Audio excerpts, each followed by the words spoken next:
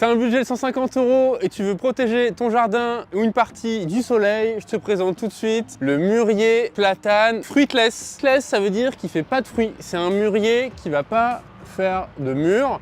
L'avantage, c'est de pas avoir de dégâts au sol avec les petites baies rouges des mûres. Ils sont pas forcément non plus le fruitier de l'année avec des fruits qui sont superbes. Il y a vraiment des trucs plus sympas que les mûriers. Par contre, il fait des grandes feuilles vraiment opaque en hauteur, il pousse très vite et donc c'est la plante pour protéger son vis-à-vis qui coûte pas cher et qui va vous faire une belle tête.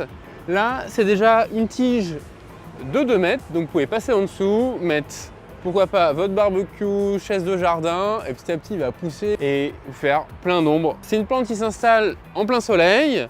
Elle va avoir besoin les premières années d'un peu d'arrosage, mais après elle est extrêmement résistante à la sécheresse et aussi au froid. Elle est caduque, donc elle perd ses feuilles. L'avantage éventuellement de ne pas avoir de feuilles en hiver, c'est d'avoir du soleil dans votre jardin quand il fait froid. Et par contre, quand il fait chaud, en été, d'avoir des feuilles pour vous protéger du soleil. Je trouve que ça peut être très sympa et un compromis intéressant. L'entretien est super léger, à part l'arrosage, c'est une belle taille par an pour avoir des belles branches et une belle ramification en hauteur. Pour ça, quand il a un tronc qui est plus gros, vous pouvez poser l'échelle directement dessus, ou sinon un petit escabeau tout autour. Si vous avez une place assez large dans votre jardin, vous pouvez aussi vraiment le tailler une fois tous les 2-3 ans.